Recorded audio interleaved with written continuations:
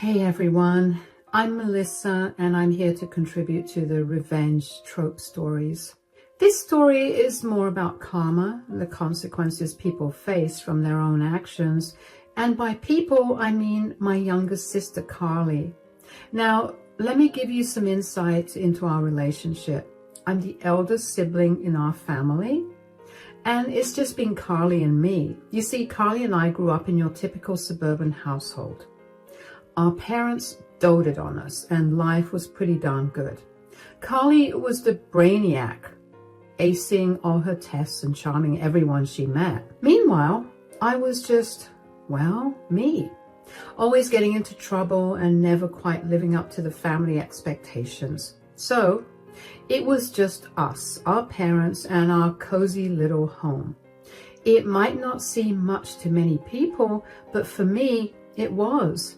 But then, everything changed when our parents passed away.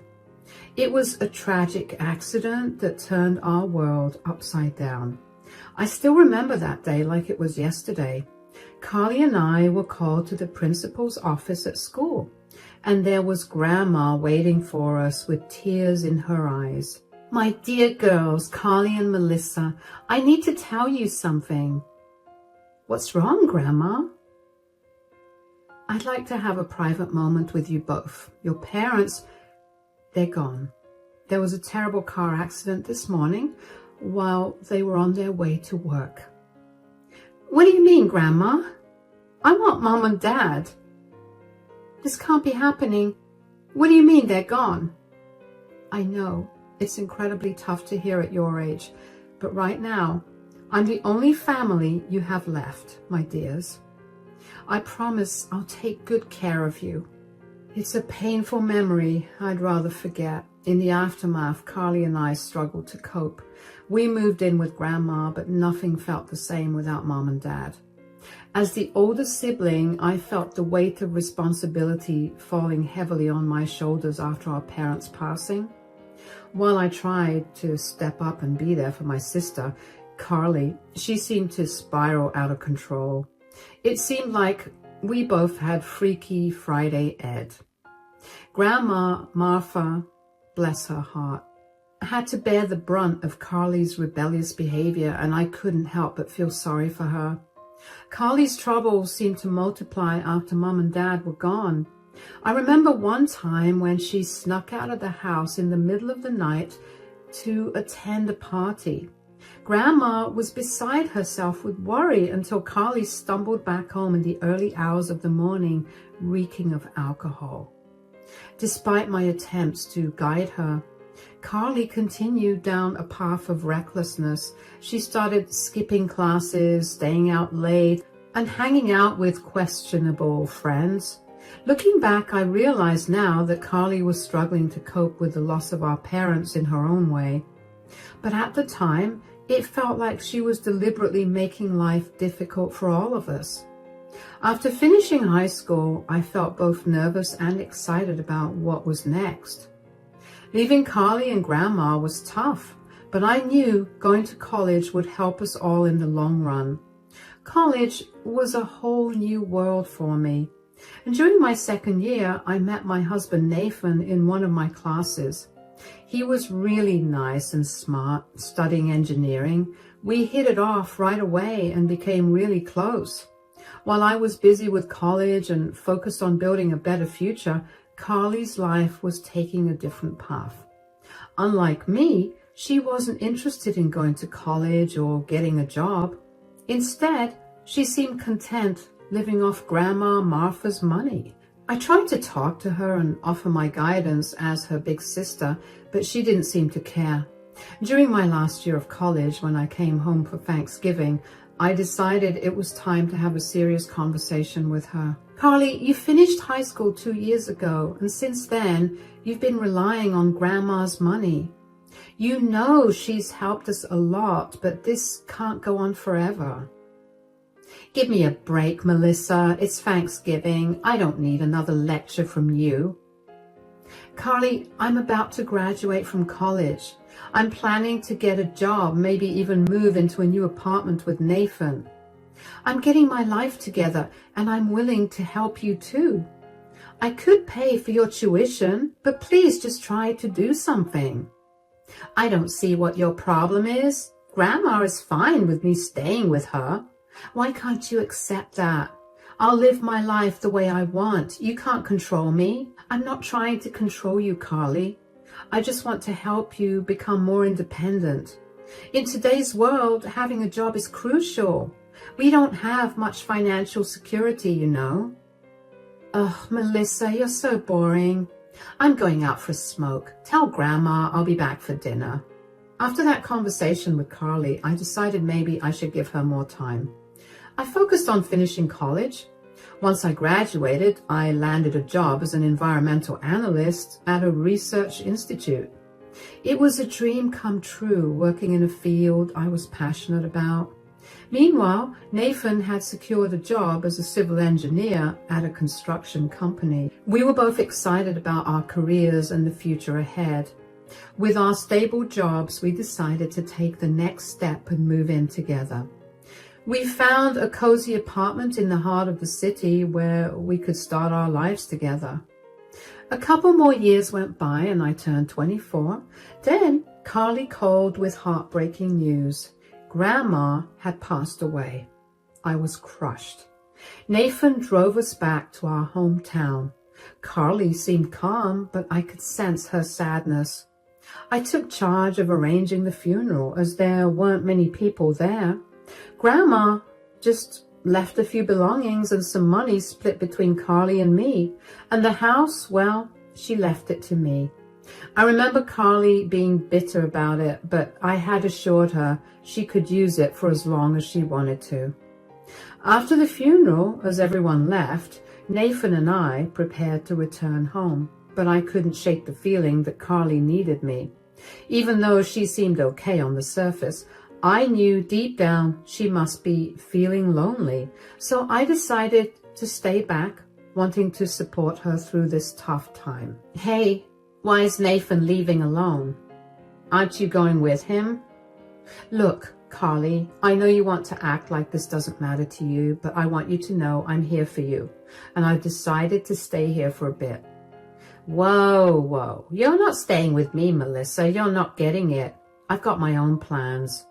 I get it, Carly, but things are different now, and I want to help you get back on track. You can't just brush off everything that's happened. Well, I've got Ethan moving in with me now. We've got plans. Ethan? Who's Ethan? He's my boyfriend, Melissa, and he's been there for me in ways you haven't. Wow, Carly, that's great news. Can I meet him? Not yet, Melissa. Don't be annoying. Carly, Melissa's just trying to help. Can't you see that? Nathan, stay out of this. This is between me and Melissa. All right, Carly, I'll leave if you want me to, but promise me you'll try to sort things out, and I hope this Ethan treats you right. Fine, Melissa, just go. Goodbye. So Nathan and I returned to our apartment. A couple of months later, when I talked to Carly, she excitedly shared that she had landed a job at a local salon as a receptionist. I was genuinely proud of her progress. She also mentioned that things were going well with Ethan, her boyfriend. It seemed like love was bringing out the best in her. And during that time, my own life was bustling with activity. Ethan surprised me with a proposal, and we happily got engaged. Carly was surprised at first, but she quickly showed her support and excitement for our upcoming wedding. She even helped me with wedding planning and choosing the perfect dress when she visited me in the city. I remember the first time I met Ethan over dinner at Grandma's house right after my wedding. Oh my goodness, Ethan, I've been looking forward to meeting you. I was so bummed when Carly told me you cannot make it to the wedding. It has been over a year since Carly and you started dating, and I've been eager to meet the man who stole my sister's heart. Yeah, I've always mentioned to Carly about meeting you guys, but she never seems interested in inviting you over. Come on now, don't throw me under the bus like that. Congratulations to both of you, by the way. Thanks, mate. So, Carly, how's your job at the salon? How are things going there? Well, the salon, it's okay, I guess. Didn't you tell your sister? Tell me what? I decided to quit my job at the salon. It was kind of boring and it didn't pay me well.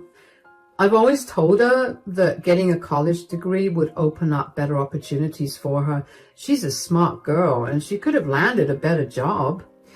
Well, it's never too late to pursue higher education, right? I've told you guys 1,000 times, I just don't want to go to college. I'm 23, I can make my own decisions. Anyway, Ethan seems to be doing well. He's taking care of your living expenses here, isn't he? Yeah, Ethan has a really good job and he's been helping out with everything. I really love Carly and I don't mind taking care of her. That's really nice of you. After our visit to Carly's place, where things seemed surprisingly okay, Nathan and I settled back into our city life. Our days were filled with nothing but love. Then, out of the blue, Carly called me one evening. Her voice was tense, and I could sense something was wrong. Hey, Mel, I need to talk to you. Hey, Carly, what's up? You sound really anxious. Is everything all right? Mel, I messed up. I messed up big time. What are you talking about, Carly? I'm pregnant. Oh, isn't that something you should be happy about? Did you not want a baby? I mean, I get it. You're pretty young, but Ethan loves you and, well, it isn't Ethan's baby. What? You must be kidding me. I wish I was, Mel. I'm really ashamed to admit this, but I had been cheating on Ethan. Why would you even do that, Carly? Ethan doesn't deserve this. Well, I've been seeing this guy. He had money and I thought it was better than being with Ethan. I didn't want a boring life. It's a complicated situation. What do you mean by a complicated situation? Ethan loves you and you chose money over him? I don't want to settle for a mediocre life. I thought me and that guy really had a thing going on there and he promised me that he would leave his wife, but turns out it was just a casual fling for him. When I told him that I was pregnant with his baby, he said he didn't want to be a part of the baby's life and didn't want to see my face ever again. Wow, Carly, you got involved with a married man? I know, it's a mess. I haven't told Ethan yet. I want to keep the baby though. I think it could bring some happiness into my life. Are you sure you're ready to be a mom? Of course I am. Do you think I should keep it a secret from Ethan? Carly, that's not fair to him. You need to tell Ethan and soon. If you don't, I will. Maybe this baby will change things for the better. You're my sister. I need your support, Mel. I've been reflecting a lot lately and I'm really regretful about how I've treated you and everyone else in my life. When our parents passed away, you were there for me, but I was not there for you. I want to change that. I've been a bad sister, but that's going to change now. I'm going to work on myself and be better. Okay, let us start by telling Ethan the truth. Then we'll figure out the rest together, I promise. So, after Carly told Ethan about the baby, things didn't go well. He got really angry and left her. I felt bad for Carly, even though it was her mistake. I didn't like seeing her hurt. She needed someone, and I didn't think Nathan would mind if I stayed with her for a while. Carly didn't have a job, and the money Grandma left her was running out, so I decided to take some time off work and stay with Carly. For the next 9 months, I was there for Carly during her pregnancy. I didn't want her to go through it alone. I visited her every month, staying with her for 1 or 2 weeks at a time. It was important to me to support her, even though she had made some mistakes. During those months, Carly and I grew closer. We talked a lot about her plans for the future and how she wanted to change. She was determined to be a better person and a good mother to her baby. I admired her strength and courage. As Carly's due date approached, I made sure everything was ready for the baby's arrival. We went shopping for baby clothes and furniture, and I helped Carly set up the nursery. It was an exciting time, despite the challenges Carly was facing. When the day finally came, I was by Carly's side in the delivery room. It was a long and difficult labor, but seeing the joy on Carly's face when she held her baby for the first time made it all worth it. I knew then that everything would be okay. So it was a baby boy, and Carly named him Cole. I decided to stay with Carly for a while, so I told Nathan I wouldn't be coming home for some time. He was understanding and said it was okay because Carly needed me. Carly was dependent on me both financially and emotionally. She wanted to start applying for jobs, so while she did that, I took care of Cole at home. I had saved enough money to support us for a while, so I wasn't worried about finances. For 4 months, I stayed at home with Cole while Carly went out to look for jobs. Nathan visited us every weekend, and we enjoyed spending time together as a family. Carly began seeing a guy named Josh, and she spent a lot of time with him. I was worried because she wasn't focusing on finding a job or taking care of Cole anymore. Despite my support, she seemed more interested in spending time with Josh than being independent. Carly came back home one evening after her dinner date with Josh. "Guess what, Melissa?" "What?" "You can go home and stay with Nathan. I don't need you here anymore." "Did you finally get a job?" "No, but Josh wants to move in, and he has a good job, earns well, and can take care of me and Cole." "Are you sure about this? It's only been a month since you started seeing this guy. You have a little baby now. You're a mother. There are things you need to consider." "I don't want to hear another word, Melissa. I'm a grown woman. You can pack your bags and leave tomorrow morning." "I have had enough of you ordering me to get a job, enough of you trying to tell me to be more responsible for Cole. I am Cole's mother. No one knows him better than I do." "Carly, after all that I have done for you, I literally left my husband alone in the city so I could come and stay with you. I left my job, I left my life behind to support you and help you finally get your life back together. And all I asked of you in return was to be a little responsible." "Responsible this, responsible that. Don't you get it, Melissa? I'm done with you. I have a family now. I have a son and a boyfriend. It's better that you go back to your family. I mean, sure, thanks for helping me these last few months, but your job is over now. So stop being a parasite at my house. You're unwanted here. I'm putting Cole to sleep now. I expect you to be gone when I wake up." So, dear reader, that incident happened around 8 years ago. After Carly said those hurtful words to me, I reached my breaking point. I went home to Nathan, poured my heart out to him, and shared what Carly had said. Nathan helped me see the truth. Carly was using me for my money and support. Though I didn't want to believe it, it was true. I was blind to reality. I had always been there for Carly financially and emotionally. I covered all her expenses during her pregnancy, supported her appointments and medical needs, and even encouraged her to seek therapy, footing the bill for that too. It's not about comparing love and money, but I gave her both. Yet all she did was disrespect me and cast me aside when she found someone else. So we stopped talking altogether. Fast forward 7 years and my life has changed significantly. I was blessed with a baby girl named Ariel who just turned 6.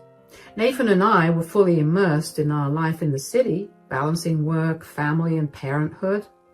Amidst all this, Carly faded into the background. She never reached out, never apologized, not even a simple thank you for all I had done. So imagine this, I'm chilling at home with Nathan and Ariel just watching some TV after a busy day, and out of the blue, my phone rings, and it's from some random number. Like, who could it be? Then, that's when Carly, out of nowhere, decides to make a comeback after more than 6 years of radio silence. I answered the phone, and without even thinking twice, I blurted out, "Carly?" Nathan shot me a concerned look and motioned for me to go to our bedroom to talk to her. Melissa, it's me, your sister. I haven't forgotten your voice, Carly. Why are you calling me? Melissa, I know my apology might not mean much at this point, but I'm really sorry for the way I spoke to you all those years ago. You helped me, but I didn't see it. Let's skip the apologies, Carly. I know you don't mean it, but hey, if you do, good for you. Maybe you're becoming more human and less selfish. Really, listen to me, Melissa. I know you won't believe it because of what I'm about to ask next. What now? I need some money. Josh left me. Do you remember your nephew? He has not eaten anything in 2 days. We literally have no money. The school is threatening to kick him out, Melissa.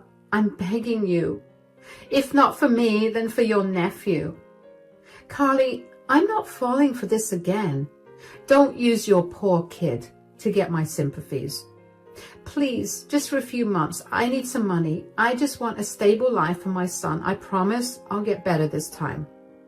Enough with the promises, Carly. I have my own responsibilities now. I can't spare any money for you. What kind of responsibilities? Well, I have a daughter of my own now. Oh, congratulations. So I have a niece now? What's her name? Her name is Ariel. I would love to meet her someday. But Melissa, please imagine this. If, God forbid, you were in a bad position like this, wouldn't you want someone to help your Ariel? You don't have to say yes right now, but please know that we literally don't have anything. The electricity got cut off yesterday as well. Take your time, think about it. Just know that I'll be indebted to you for life and I will return every penny. Just think of Cole. He's a child. He hasn't done anything wrong. Please don't punish him for my mistakes. He shared the same blood as you, after all. I'll talk to Nathan about it. I'll see if I can do something. Thanks, Melissa. After talking to Carly, I had a lot to think about. She asked for help, but I was mostly worried about my nephew, Cole. Thinking about Cole made me sad. He was innocent and didn't deserve any of this. God knows what that poor boy must have been through lately. I couldn't bear the thought of him suffering because of Carly's mistakes. Talking to Nathan about it helped me put things into perspective. We both agreed that Cole's well-being was the most important thing right now. It wasn't about Carly anymore. We decided to visit Carly and Cole to see how they were doing. I sent Carly a text saying we wanted to come over every weekend, and she agreed. So on Saturday, Nathan, Ariel, and I drove to Carly's house, which I hadn't seen in over 7 years. It felt strange returning after so long, and seeing Carly after so long felt strange. Cole seemed like a sweet and cool kid. I introduced Ariel to him and they got along well, playing in the park together. Nathan watched over them while I talked with Carly in the kitchen. Look, Carly, I'm giving you this money for Cole's sake, not yours. And it's not a gift. Think of it as a loan. Oh my God. Thank you so much, Melissa. You're so generous. I promise things will be different this time. Well, I hope things do turn out better, and please take care of Cole. He's a smart kid.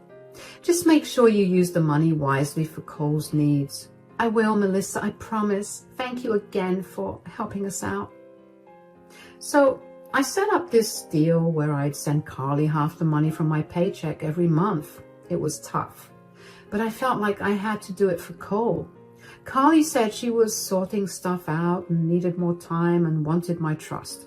But I wasn't just giving her money for herself. It was for Cole. We'd visit every month and Ariel and Cole got along great. They were cousins after all. Carly seemed better, but I was wary. I had to use my head more than my heart this time. I decided if Carly didn't get her act together in a year, I'd stop the allowance with a prior heads up. For about 10 months, things seemed quiet, but then something unexpected happened. One day, I received a call from Carly's landline.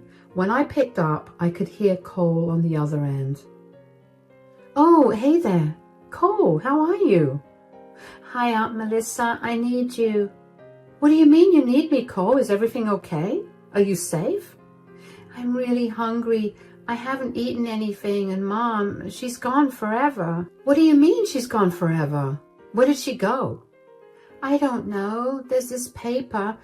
She left a letter. It says, Dear Melissa. I don't quite understand it, but maybe she left it for you. I don't think she's coming back. Oh, God, for how long have you been on your own? It has been 2 days. Oh, my God, do you have school today? Well, I haven't gone to school in a long time. Don't worry, kiddo. I'm coming over. When I heard Cole's voice, my motherly instincts kicked in. It was heart-wrenching to hear him, just a little boy, talking about his mom being gone forever. I was furious, mad at Carly for putting Cole through this. I couldn't understand how she could let things get this bad. I called Nathan and I told him what happened and asked him to stay with Ariel while I rushed to Carly's house. It was a long drive, about 5 hours, but I had to make sure Cole was okay. When I finally arrived, I hugged him tightly. I took Cole to the nearest diner and treated him to a nice meal. While he was eating, I carefully opened the letter that I had picked up from the house earlier and started reading it. Dear Melissa, I don't even know where to start. And once again, I've let you down and I'm not even sorry anymore. My life has been a mess and I needed that money. I'm sorry for deceiving you. I never sent Cole to school. I just didn't want him anymore. I collected all the cash you sent me and now I'm leaving. Cole is no longer my concern. I've realized I need a fresh start for myself. Do whatever you want with that loser. Foster care, orphanage, it's up to you. I just want a better life for myself. I'm done with pretending. I'm gone for good. You were foolish to trust me again, but you've always been a pawn in my game. You won't hear from me again. Goodbye. I couldn't believe what I had just read in Carly's letter.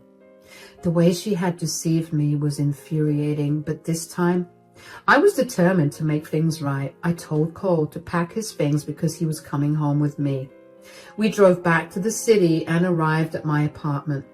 I prepared a nice hot shower for Cole, and then I sat down with Nathan and showed him the letter. Nathan agreed that we should contact the police and childcare services the next day. I didn't want to reveal everything to Cole just yet. He had already been through so much and I didn't want to overwhelm him. Besides, he wasn't alone. He had us, his family. I wanted to take care of Cole myself. After making that decision, I tried to get some rest for the night. But at midnight, there was a knock on our door. When I opened it, I was shocked to see Carly there. Carly, what on earth are you doing here? I'll have Nathan call the cops. What's going on? Oh, hush, Melissa. Where's Cole? I need to see him. He's inside sleeping, but I'm not letting you near him. Not after what you've done. Did you even realize he read that letter? You called him a loser and said you didn't want him anymore. My plan didn't work out. Just give me my son and I'll leave you alone. Your plan? What plan are you even talking about? Well, I got robbed. I was out traveling, trying to figure things out, you know. But then these guys jumped me, took my bag, which had all my cash, and left me with nothing. I had no choice but to come back. So you think it's that easy? You can just waltz back here and expect everything to be okay. I'm telling you, Melissa, give me my son and I'll leave. You won't ever have to see me again. If you need Cole, meet me at the police station tomorrow. We'll sort things out there. Don't drag the cops into this. After everything you've done, you think I won't involve them? You've been nothing but trouble since our parents died. Selfish to the core. Melissa, this is ridiculous. You're overreacting. Overreacting? You abandoned your own child. You're going to pay for this, Carly. I won't let you ruin Cole's life any further. You don't understand what I've been through. And what about what Cole's been through? He deserves better than you. I'm calling my lawyer tomorrow. We're taking custody of Cole. You can't do that. He's my son. Not anymore. You gave up that right when you left him alone. You're going to regret this, Carly. So here's how it all ended up. Cole is officially a part of our family now. After all the court drama, we finally got the legal papers declaring him as our son. It was a long journey, but seeing him settle in so well makes it all worth it. We made sure he got into a good school and gave him all the love and care he deserves. It's amazing to see how easily he accepted us as his parents. As for Carly, well, she's nowhere to be found. She doesn't have a job or anyone to turn to. The house she used to live in is legally mine, thanks to Grandma's will, and she's not allowed there anymore. Honestly, I don't even want to know where she is. My priority now is protecting Ariel and Cole from her influence. I don't think she'll ever come back, and that's just fine by me. We're creating wonderful memories together, and every day feels like a blessing. I'm grateful for the family we've become and for the chance to give Cole the life he deserves.